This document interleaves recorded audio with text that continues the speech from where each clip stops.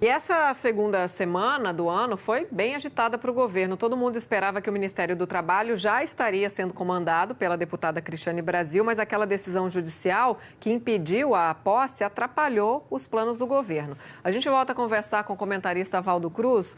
Ô Valdo, o governo chega no fim dessa semana com um desgaste que não estava previsto e num tema que aparentemente já estava resolvido, né? Que é o nome que iria comandar o Ministério do Trabalho.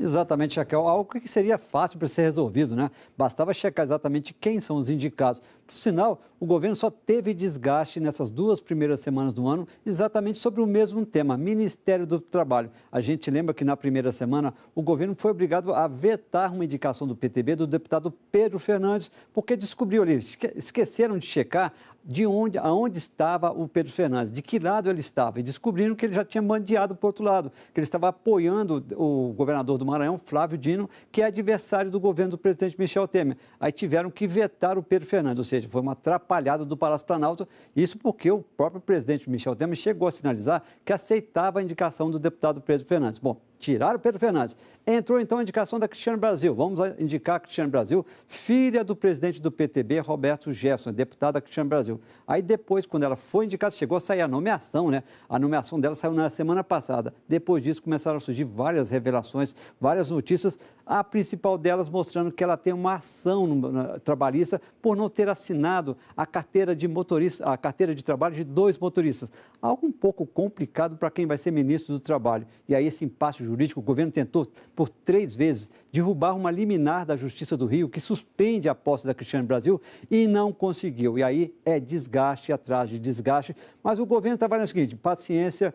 Temos que continuar assumindo esse desgaste, porque neste momento o mais importante para nós é não perder o apoio do PTB dentro do Congresso Nacional. Como o PTB já estava bem insatisfeito pelo veto ao deputado Pedro Fernandes, se o Palácio do Planalto decidisse retirar a indicação de Cristiane Brasil, seria praticamente uma declaração de guerra aos PTBistas, e isso o presidente Michel Temer não deseja, porque ele precisa, como eu disse, da sua base aliada para provar o quê? A reforma da Previdência, que é essencial exatamente para o reequilíbrio das contas públicas. Foi, inclusive, o adiamento da reforma da Previdência, como nós dissemos aqui, que levou a esse rebaixamento da nota de classificação de risco do Brasil pela agência Standard & Poor's. Ou seja, o governo chega na sua segunda semana, pensava que seria um cenário melhor, tinha até coisas para comemorar, como nós dissemos, que é uma inflação abaixo da meta, do piso da meta, no ano passado. Só que entra nessa segunda semana realmente com notícias negativas no campo da política. Por isso o presidente anda tentando mirar na economia. Só que a economia realmente está começando a recuperar,